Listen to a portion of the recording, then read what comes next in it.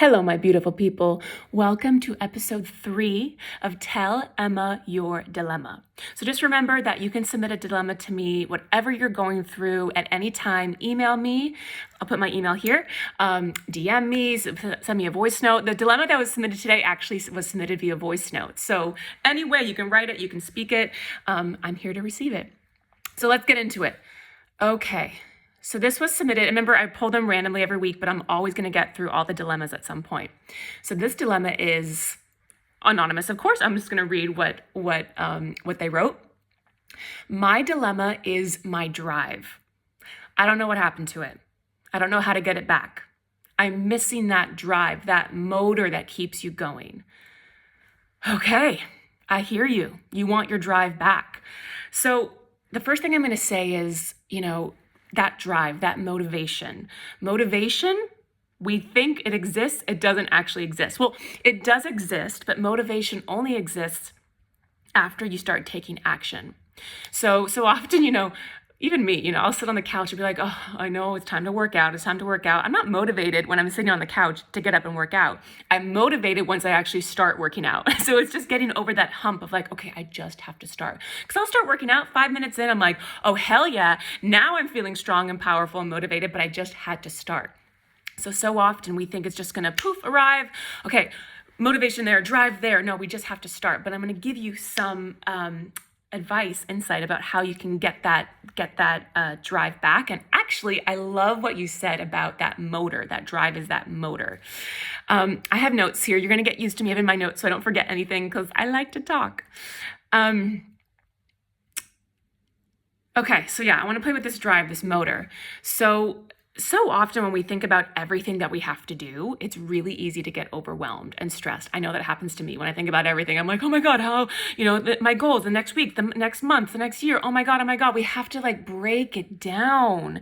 It's so easy to get caught up in everything to come and how am I going to reach all my goals and everything I need to do. It's like, whoa, life isn't happening next month or next week. It's actually happening right here today. I know this is balance of planning our week and our months and our life. Yes. Plan it, but then it's let's ground back into the present moment. So let's break it down. Let's forget about all the things you have to do. And let's start with just a week. So I want you to look at your week ahead and just write out all the things that you desire to get done and that you want to get done. And then we're going to go day by day. So I want you to write out day by day what you want to get done. And then I want you to take it to different parts of the day. So your morning, your afternoon, your evening. So we're going to develop drive for each part and providing rest in between. Because again, so often we're like, I just have to power through and do everything. And nobody can do that. We need to rest. We need to recharge our batteries, right? So we're going to play with the power of your mind and your imagination because it's the most powerful thing we have. And I love the words you used about drive and motor because I literally want you to see your drive as this thing that we're going to motor up and power up. So, I'm gonna get you to play a little bit. This drive, I want you to name it. Okay. I want you to see this drive as something that you're either gonna have just pick up, or we're gonna eventually put inside of you, whatever resonates. But I want you to see this drive, and I want you to name it. We can call it anything. We could literally call it drive. We could call it your motor. We could call it your road runner, something that's going to make you feel, or your engine, something that's going to make you feel that again, we want to excite your subconscious and your mind because your mind only responds to the images and the words that you feed it. So we really need to be mindful of the words we use, but then the images we use. I think as kids, it's easy to play in our imagination, right? And as adults, we lose that. One part of my mission is to get adults to get back into the power of their imagination. So let's name the drive. Again, you do this on your own. Drive, motor, engine, road runner, I don't know, whatever you want to call it. And either I want you to see it outside of you that you can pick it up, or you can put it inside of you. Again, whatever's going to resonate.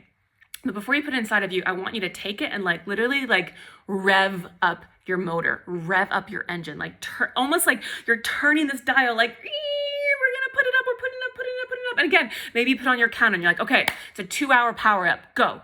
Or you're going to put the motor in your body and you're okay, for 2 hours, just 2 hours, you're going to start and feel that drive in that motor. So get all the stuff, let's say it's your morning, get through all the stuff you need to get through in your morning. Okay, 2 hours, had my drive. It ran out of engine. Normal. Let's rest. Let's have a snack. You can check your phone, do what you have to do. Okay, afternoon, look at your to-do list, rev up your engine, rev up your motor, rev up your drive. Use the power of your imagination. Okay, it's on the shelf. I got 2 hours, go. Or it's in my body. Okay, I got 2 hours, go. Feel it. Do everything you gotta do. That drive, that power, that motivation. Take the action, then the motivation's gonna come. Okay, 2 hours is done. Oh, and maybe it's 3 hours one day. I don't know, maybe it's 1 hour. Okay, now I can rest. Now I can have a snack. Now I can sit down. Now I can check my phone, whatever. Third part of your day, your evening, what do you have to do? Drive. You're gonna put it up. And then you get to crash and sleep. And that was your day. Okay, next morning, start again. How you can rev up that drive, rev up that motor, rev up that engine. But I think what's really, really important is to schedule in rest.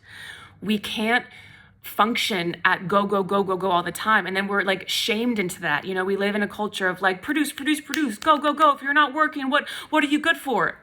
No, no. We also just need to live life and rest and enjoy and spend time with your family and all of these things.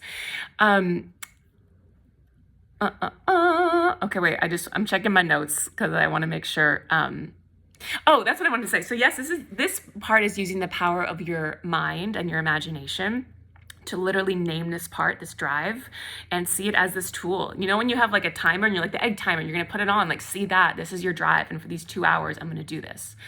But the other thing I want to say is, you know, it might not be that right away. I think so often when we've lost something, we think we're just gonna produce at a high in a high way right away. Like I know for me, I was on vacation in July. I didn't work out for 2 weeks. I can't go back into working out again and like think I'm gonna work out in like the really intense HIIT workouts that I do on YouTube that just like kill me doing like 1,000 burpees. I'm not gonna go from 0 to that. I have to ease my way back in. So for a week, I was just starting to move my body again and get back going and all of that. So when you've lost your drive for a while, you know, I'm offering these like 2-hour things. Maybe it's just one chunk of the day. Maybe just for your morning right now, you're gonna be in your drive, and then be lenient with yourself. Maybe you do that for a week. And then the next week it's like, okay, now I'm adding in my morning and my afternoon. And then eventually it's morning, afternoon, and evening.